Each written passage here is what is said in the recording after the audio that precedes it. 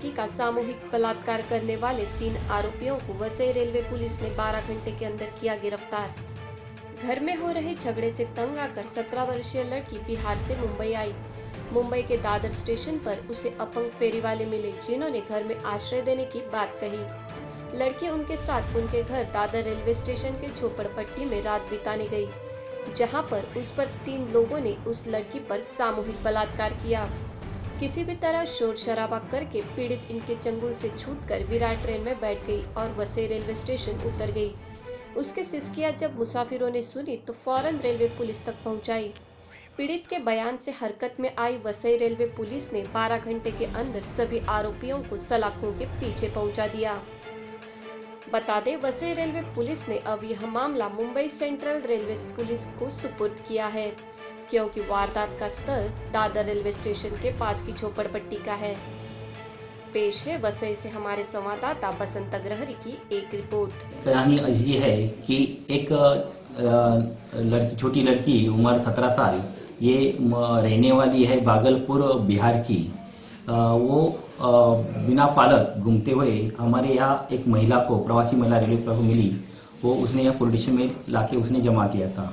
वो लेडी के पास, छोटी बच्ची के पास हमने इंक्वायरी किया तो हमें ऐसा मालूम पड़ा कि वो लड़की घर से भाग के बम्बई में आ रही थी, क्योंकि उसके घर में उसके भाई और उसकी भाभी उसको ताना मार दी थी और वो गुस्से से वो बम्बई में आई थी कुछ काम करने के लिए।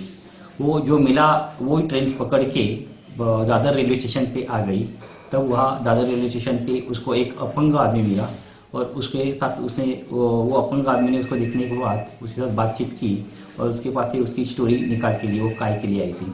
उसके बाद में वो अपंग आदमी ने उसके और 2 दोस्त को वहाँ बुलाया और उसके बात दोनों एक साथ होने के बाद उसको उसने तसल्ली दी कि तुमको हम वापस बिहार जाने के लिए तुम्हारी व्यवस्था करेंगे, लेकिन अभी बिहार जाने के लिए गाड़ी नहीं है, कल सुबह गाड़ी मिल जाएगी तो तब तक तुम्हारी हम रहने की व्यवस्था करते हैं। इसलिए वो तीनों ने उसको खाना खाने को दिया और वहाँ से यानी Dadar railway station platform number 5 पे से वहाँ चल के उसको बाहर की एरिया में, शहर के एरिया में चल के लेके गए 10 मिनट तक और वहाँ के झोपड़े में उसको रहने को बोले और सोने के बाद वो निकल गए। उसके बाद में यानी 19 तारीख दूसरे दिन सुबह यानी कम से कम 2 बजे के दरमियान उसने का जो एक अपंग आदमी का जो एक मित्र है वो आ गया पर उसने उस पर जबरदस्ती से उस पर लैंगिक अत्याचार किया। उस पर उसने प्रतिकार करने की कोशिश की, तब उसका उसने मुंह दबाया और उसको जान से मारने की धमकी दी। वो वहाँ से निकल जाने के बाद जो आदमी ने अत्याचार किया था उसका मामा भी वहाँ वापस आ गया थोड़ी देर के बाद। उसने भी वो लड़की पे अत्याचार किए और वो निकल गया। सुबह जब 6 बजे वो दोनों जिन्होंने वो लड़की पे अत्याचार किए थे उन्होंने वो लड़की को घर से बाहर निकाल दिया और उसको बोले तुमको कहाँ जाने का जा। इसके बाद में वो लड़की वहाँ से चल के रेलवे स्टेशन दादर आ गई और वहाँ से लोकल ट्रेन पकड़ के महिला क्रिकेट पर से वापस उसमें बैठ गई। वहाँ तब उसमें की एक महिला को ये मालूम पड़ा, उसने देखा तो उसने वो महिला ने हमारे ताबे में दिया और इसके जरिए ये पूरा स्टोरी हमको मालूम हो गया।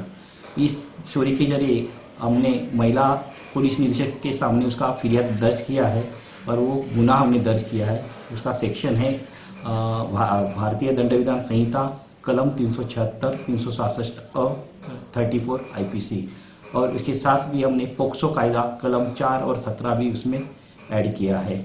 इस केस दर्ज होने के बाद हमने इस केस के जो ये है इन्वॉल्व 3 आरोपी है उनको ढूंढने के लिए हमारे सेक्शन में हमने तहकीकात की। वैसे उसके बाद में दादर रेलवे स्टेशन का जो परिसर है वो पूरा हमने छान मारा।